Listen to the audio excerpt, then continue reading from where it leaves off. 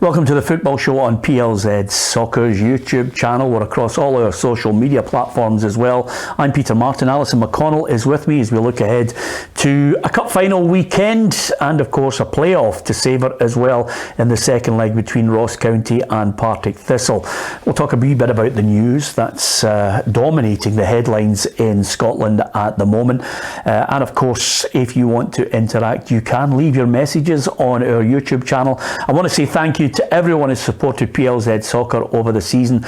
Over 30 million views. Thank you very much across Twitter, Facebook and YouTube. Your support for us has been greatly appreciated, and hopefully we're back next season bigger and better for you with even more people joining the football family. It's just phenomenal figures, and a big thank you to everyone for your support. Cup final will dominate Ali's thoughts with myself, but the elephant in the room is quite simply Ange Postecoglou.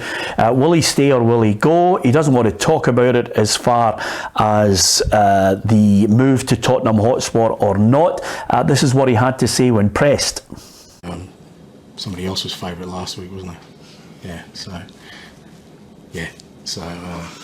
Doesn't register. I mean, you know, I get all the interest in why people, love to sort of speculate on these things, and but we've worked really, really hard to get ourselves into this position, and you know, for me to let my mind wander about anything else other than getting our team prepared for a big day on Saturday is it's just not who I am.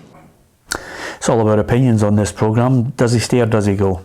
If he's offered it, I think he will go.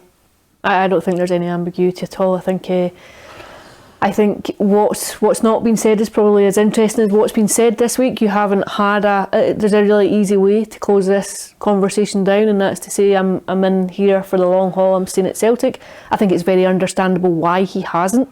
I think he's been very keen to keep his focus on the game tomorrow. I think he's done that. I don't think I believe him when he says that he's not wavered from it. However, I think if there is a possibility, as we all expect, that after tomorrow's game the politeness of allowing that to take place happens, then I think you will see Spurs move and make an offer. I think that's the only ambiguity for me would be whether he has offered it or not. There's a couple of issues in there. I think everyone can understand why he's not coming out and saying, you know, I'm going to speak to them, or I'm leaving or I'm staying, because sometimes it can derail a team who are playing for something. You only have to look at what happened in the 1998 Scottish Cup final when Walter Smith and a number of players knew they were coming to the end. Yeah, of course, and Hearts won that one, absolutely. But I think he's done a Fred Astaire at times when it comes to dancing in the head of a pin this week when he's been asked questions about the job. I think he's been very clear that I don't want this coming into the building. I don't want any chat surrounding the players. I think inevitably, though, we all have jobs to do, and every Celtic fan's focus this week hasn't been so much on the game. It's been on, will Ange still be there after the game? Now, his answer to that yesterday was to say, well, hang on a wee minute, you know, if I lose this game on Saturday, what are Celtic fans going to be talking about? So he's been very, very open about the fact that I'm here for the here and now. My focus is on Saturday. What happens after that, I think, really comes down to where Spurs go. You know that they've been speaking to a couple of people. I think Ange Postecoglou remains the favourite for the job. I think there has been a courtesy this week that it doesn't progress until after Saturday's game, after the cup final tomorrow against Inverness. I think you will see it start to move. I don't think you can fault Ange Postecoglou on the fact, Ali, that, as a man who wants to protect his family, obviously he's got ambition. If it's about the money, then it's a stonewall certainty. Some people might say he's got unfinished business at Celtic, maybe to achieve something in the Champions League. Who knows? It hasn't been a success in the Champions League for him. I think he would have been itching. Maybe there's an itch that it doesn't necessarily need to be scratched, that he wants to get Celtic, positive performances in that group stage. Last year there were positive performances which resulted ultimately in failure. So I can't fault him if he wants to actually go on the basis that financially he'll be rewarded handsomely. Secondary to that, it is the most watched and best league in the world right now. Whether it's the best league technically is open to debate, but I think for me personally, it's the best league in the world. But will there be a question of Celtic counter-offering, or do you think that would just be something that would be a token gesture from them? Yeah, I think, that Dermot Desmond was pictured up at Celtic Park a couple of weeks ago. I'm sure there have been suggestions that way, but I think our own contract at times suits managers because it means that there's no real compensation to pay when someone comes in. In terms of what you were saying about Champions League football, I think you have to remember too that Spurs were in a Champions League final 4 seasons ago. I think if you to measure success for Celtic in the Champions League, I think it would be getting out the group stages. I'm not sure realistically anyone would fancy that it's ever going to go beyond that. I think there is lots about the Spurs job that would appeal. The fact that, essentially you're talking about a top 6 English club. Ange Postecoglou's 57. His stock is high. You can see how quickly stock can dissipate if you go and lose the league next season, or there's a stumble in Europe, or performances are poor and you don't win the title. All of a sudden those chances can close very, very quickly. So I can see why it would be an attractive move. Even aside from the financial aspect, I can see why there would be a real challenge in going to a club that has perennially underachieved for so long, especially when he has made it quite clear from the time that we've dealt with him over the past 2 years that his real mojo is all around a challenge and going and testing himself against the very best. So I think the stars have aligned, to be honest with you. I think the timing of it suits everyone. It will be if he has to go after tomorrow's game, he goes in the back of a potential treble. It would be 5 trophies out of 6 in the 2 seasons that he's been at Celtic. And I think there's a nice closure to it. You're not going out mid-campaign, you're not going out when anything's in the balance. I think you're not doing a Brendan Rodgers. I think largely he would go with good wishes. Well, here's my final take on it before we move on to the Scottish Cup final, and it's basically this. If he's offered that financial package, I think he'll take it.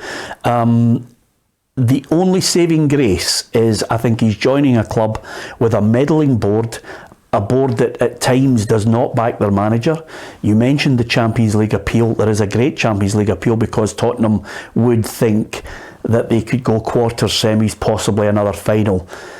The Tottenham board sack their managers. The Tottenham board sack good managers. For me, it's a poison chalice and a place where you go to basically diminish your stock. And that really is where I put Tottenham Hotspur. Over the last 20 years, Tottenham Hotspur have sacked some of the best managers in the world, basically because they lack ambition.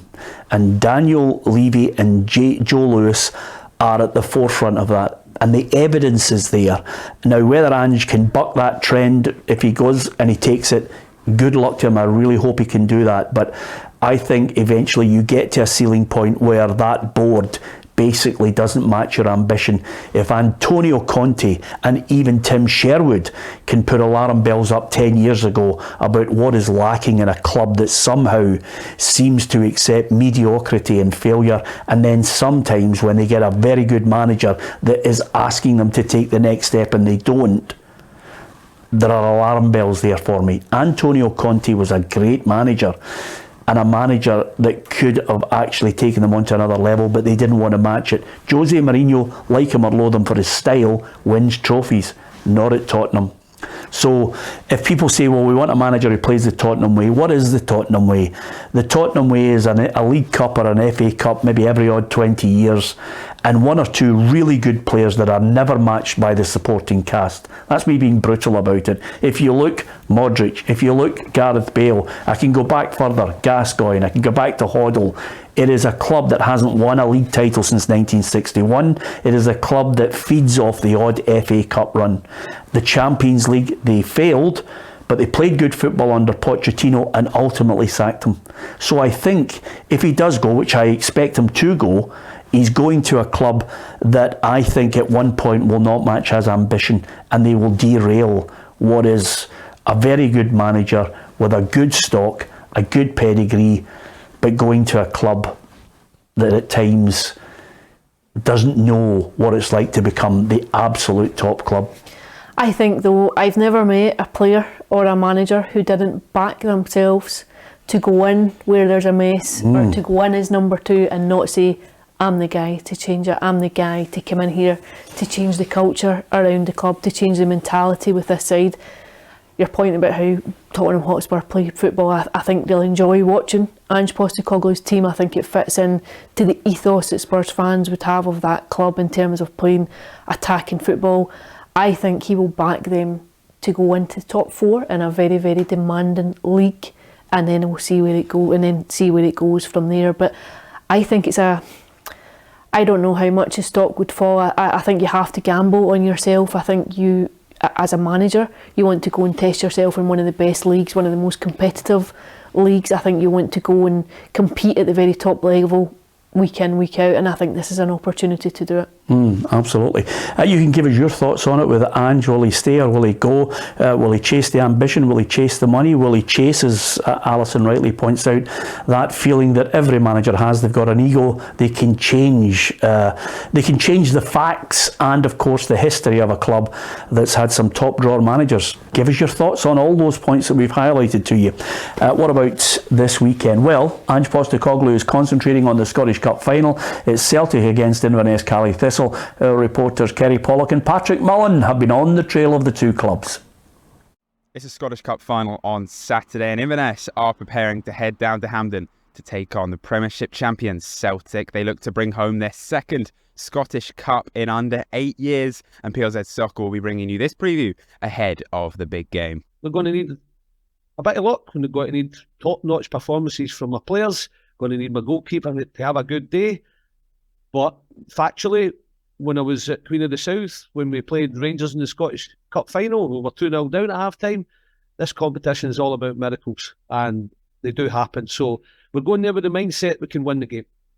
With Inverness missing out on the playoffs, it also means that they haven't had a competitive game of football in over a month now. Will that make a huge difference against Celtic? Well, we'll only know on Saturday, but Billy Dodds has been keeping his side fit with warm-up games against semi-professional sides over in Ireland. Because of that time off that we were talking about, that I've had plenty of time to think as well, and think about how I'm going to try and nullify Celtic, because they're going to have a lot of the ball. We've got to be realistic, but also got to be a threat as well. So I've got to try and get that balance. I've had plenty of time to think. I've got an idea of my team, yes, but you can never name it until the week's over, because you can pick up an injury or two.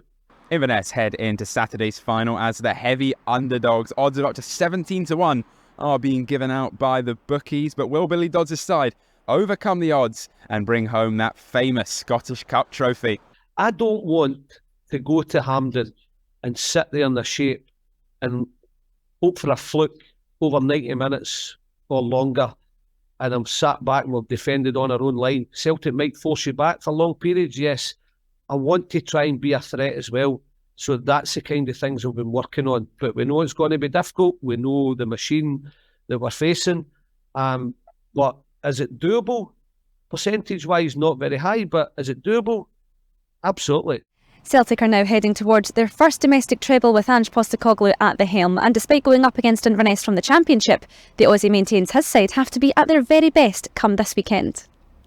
We're expecting a tough one, I watched the semi-final. It was a good game. Really good football played, and at that time, they were going really well. Unfortunately, they just missed out on the playoffs. But there's no doubt Billy Dodds will have them, primed and very motivated to, they've got a chance to create some, real story for themselves, and we've got to be at our best to make sure it doesn't happen. If Celtic do get their hands on the Scottish Cup this weekend, they will hold the world record for most domestic trebles won by any club in world football, something that the Glasgow side will be happy to add to their list of honours. As I said, it's quite extraordinary when you think the amount of, having a quadruple treble sort of in one space in time. You might see it over a 30 or 40 year span, but to see it in such a short space of time, and our opportunity to bring another one there is it is incredible. It's just astounding the success the club's had, but we've got to do it. That's the main thing. PLZ Soccer will be giving you live updates on Saturday from Hampden. Kick-off is at 5:30. Yeah, really looking forward to it. Of course, Patrick mentioned 17-1. My God, you can get odds now of 25-1 on Inverness. Ranked outsiders. It'll be, I think, the biggest Scottish Cup upset in the history if they pull it off. Yeah, it would be huge if they did. I don't think anyone going to Hampden tomorrow would give them a chance. I'm sure even the Inverness fans that are going down, go down in hope rather than expectation. I think if Celtic turn up, if they play the way they did against Aberdeen, then I think they're very, very difficult to handle. I think Billy Dodds will have been encouraged just by the chink in Celtic's armour that you saw after the league had been clinched and the defeats that followed. He'll maybe see a weakness and a vulnerability at the back that's not really been shown at times across the breadth of the campaign. But I think if Celtic are on it, if their mind's on the job, you've got a strong team, I think they're very difficult to live with. 1-10 Celtic on this one, and of course red hot favourites as far as the predicted 11. I mean, there's a few injury doubts here and there, but we know Cameron Carter-Vickers is not going to play in the game, so it opens it up for someone else. Here's the Celtic predicted 11 that we think might take to the field: Hart, Johnston, Starfelt, Kobayashi, Taylor, McGregor, O'Reilly, Hatate, Jota, Maeda and Kyogo. I mean, you could tinker with the odd one here and there. He has put a Wata in the back end, but I think Kobayashi would be hard pressed not to get the call. Yeah, I think that's what I would anticipate. If everyone's fit, Kyogo obviously with a late fitness test, but I think if everyone's fit, that's likely to be the starting lineup. And I think the two fullbacks can be key to how Celtic play, Taylor and Alistair Johnston. I think you notice it when they've not been in the team, that kind of level of aggression that they lend Celtic, the building from the back that comes, the cutting inside and helping move the ball forward. I think they can be very, very tough to cope with and to live with. I think Inverness haven't been helped either by the fact they've not played for a month. I know they've been over in Ireland and they've played a few bounce games, but it's not the same as competitive matches when you're then going in almost cold to the cup final. Look at their predicted 11, Ali, and you're saying to yourself the midfield and the back line of Inverness need to really work hard. Duffy, Devine, Dees and Harper will need to be helped by that middle five of Henderson, Allardyce, Welsh, Mackay and Shaw. And then of course, as Billy Dodds mentioned there, Billy Mackay, he's been over the course before. If he is getting any chances, he's not going to get a lot of them. He's going to have to take one or two. Set pieces might be their best hope. Yeah, and he's clinical. He can be clinical at times, and I think defensively, you've seen a weakness in Celtic, particularly since Cameron Carter-Vickers was out of the team.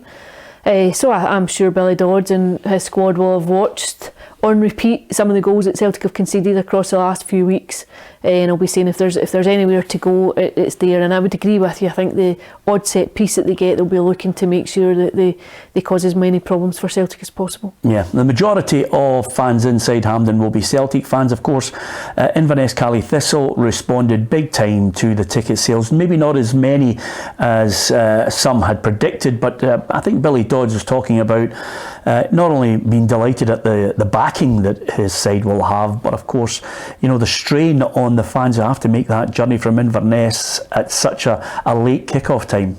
I think we were probably sold out of a couple of thousand tickets. I think it's about, don't quote me, 2,500 or something like that. I think we were sold them. I think definitely the kick-off time, whether it's travel, whether it's the prices of the tickets, has certainly affected our fans. I'm not saying we would have sold 20,000, but I think we'd have definitely sold our allocation, and the kick-off time is disappointing. I've said it before, I'm not going to shrink and hide behind it.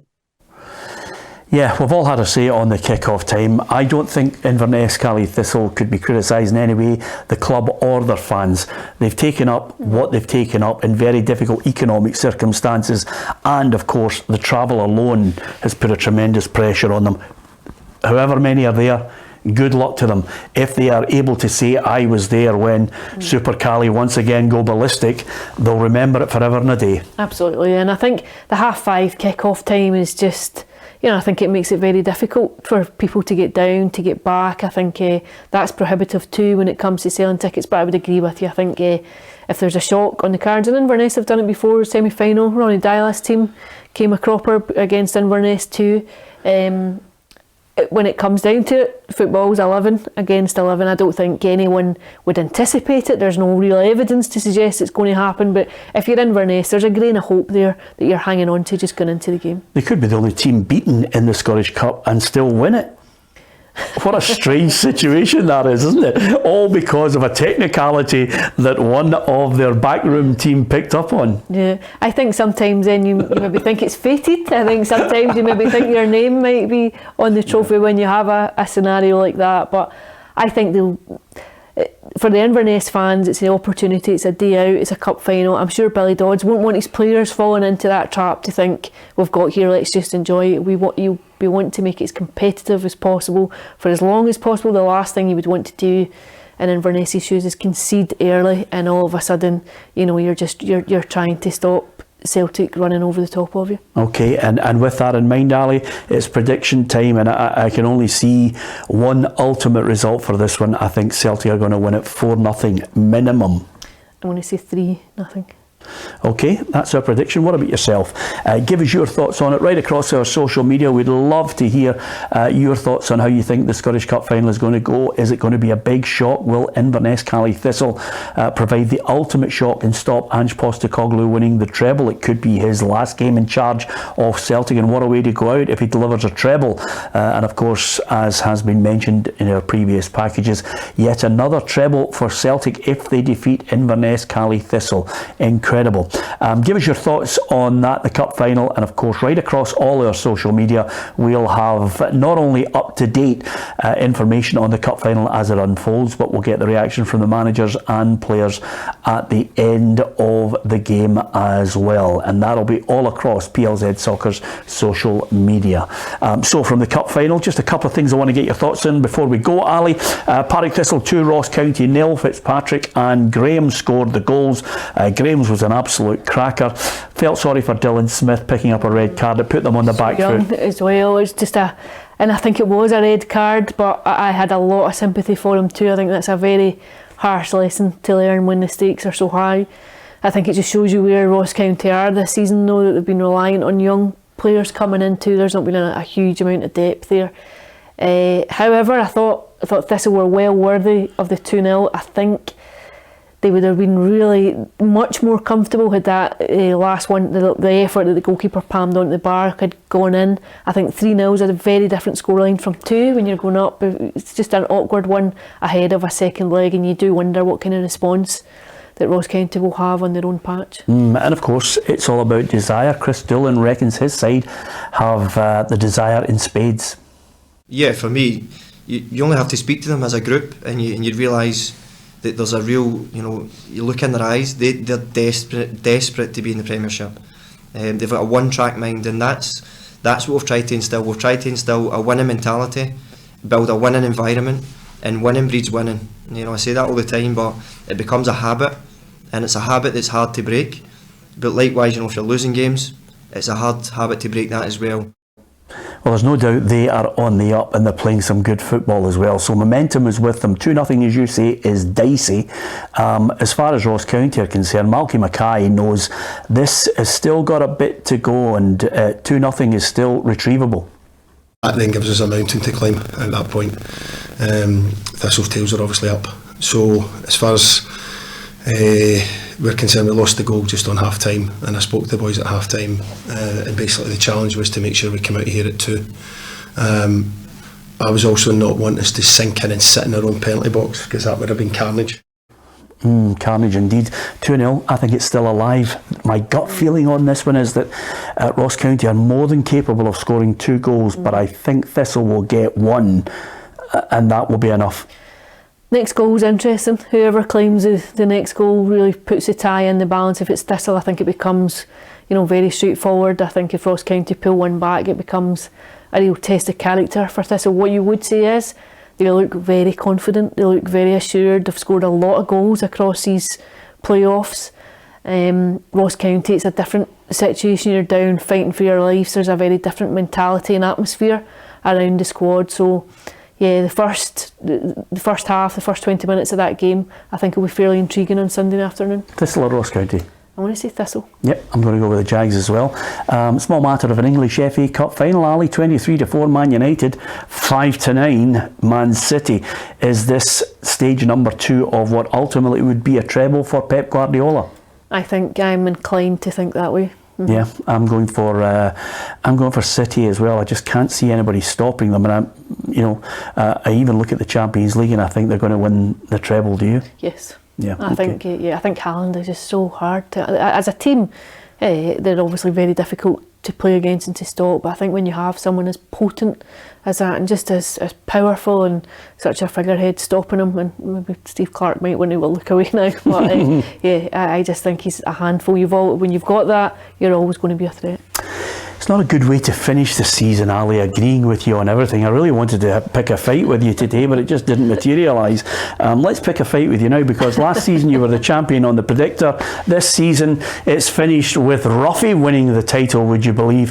348. I finished second on 328. Then it's 318 Tam. And you're mid-table 310, Ali, 289 Tam Cowan, and 266 Hugh McDonald. If Hugh McDonald had picked Rangers to win any of the games, he could have actually won the trophy. Yes, I think one of us wasn't taking it seriously, or definitely not as seriously as the rest, who were all harassing people at 5 to 5 on a Saturday night for updates. I think it's been a disappointing season on a personal note, so hopefully I will... You're delighted you don't have to take everybody for a meal. What are you on about? Indeed. Yeah, absolutely. Just before we finish, Ali, I think I speak for everyone at PLZ Soccer, the team behind the scenes, and of course our reporters, as well as our pundits, including Alison. What a fantastic season it's been. I mean, over 30 million views right across our social media. We've been out at Champions League, we've been covering Europa League, Conference League, of course the Scottish Premiership. We've got managers down south, the interviews right across our website, and of course our app and our YouTube channel. It's been some season for us. Incredible. Your figures are breathtaking, I think, and just reflective of the very varied content that the platform offers. If you want an opinion, you're definitely going to get it with PLZ Soccer. If you get a chance, like, share, follow us, subscribe to our YouTube channel. Also, we'd love you to come and join the football family. On behalf of everyone at PLZ Soccer, thank you for those fabulous figures and the support that you've given us over the season. We do indeed appreciate all your backing. Hopefully back bigger, better for the new season. Don't forget, right across the summer on our social media channels, we'll have one-to-one interviews, we'll have some special features for you, and a few surprises as ever, because a manager here and there has to make new signings, and I think next season we are really looking forward to building on those fabulous figures. So from Alison and from myself, Peter Martin, on behalf of Ruffy, Tam McManus, Tam Cowan, Hugh McDonald, Neil Murray, have I forgotten anybody, Alison? I think I've got them all in. You've got them all. Thank you very much for your support. From everyone at PLZ Soccer, have a great summer.